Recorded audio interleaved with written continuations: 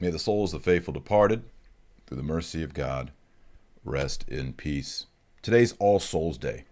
I'm recording this on November 2nd, and it is the day in the Catholic Church that we remember, commemorate, pray for, do penance, and offer the holy sacrifice of the Mass for the souls, the holy souls that are in purgatory. Now, if you're a Protestant, if you're an evangelical, you have problems with this. Martin Luther rejected this entire idea of praying for the dead and the whole idea of purgatory.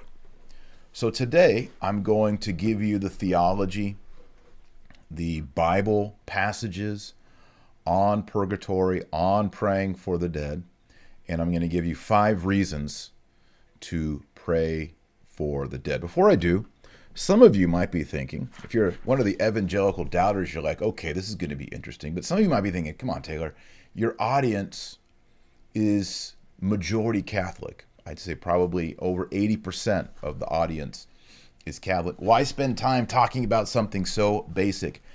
Yesterday, I received this note from a very kind lady. She'd recently become a patron. That's a Patreon patron, supporter of this YouTube channel. She wrote me a note about her recent conversion to the Catholic faith, to the Catholic Church. I'm going to not mention her name and protect her privacy, but when I got this note, I was just, I had chills, and I was so grateful to God and so comforted with such profound consolation. You'll see when I read it. Okay, so this lady wrote, she said, I wanted to thank you for being a huge part of my conversion at 62 years old.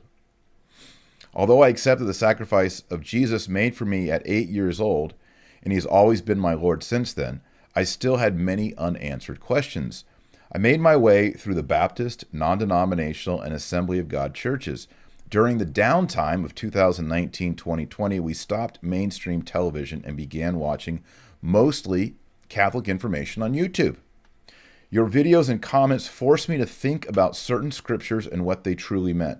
One evening, after your comments regarding Mary, I actually ran to check in the Bible, and there it was, plain as day. It opened my eyes to the truth. I joined the Catholic Church this Easter Vigil, and I'm trying to catch up on all the information I was not aware of as a Protestant. There is so much to learn, she writes. It is so wonderful to have many of my questions answered now. I have my 84-year-old Baptist mother saying and loving the Rosary. My latest attempt is learning the Rosary, which I pray 3 times a day in Latin from your website. Thanks again to you for being salty. And she goes on to write some other things there. Here's a woman who is 62 years old, found this channel, watched it, was challenged on the basic things about the Blessed Virgin Mary, because I was giving Bible verses, and it led her, looking at the scriptures, to become Catholic this past Easter Vigil. Again, I don't want to say her name because I want to keep her private, but if she's watching, thank you. I have this printed out on the wall next to me to inspire me.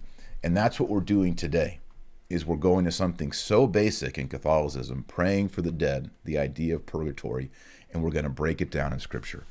I know some of the shows that are more current events, things going on in the church, infiltration topics, those get a lot more views. But I think, reading a letter like this, reading feedback of people being led into the church, into the truth, that's important. And we can all do it. We can all do it.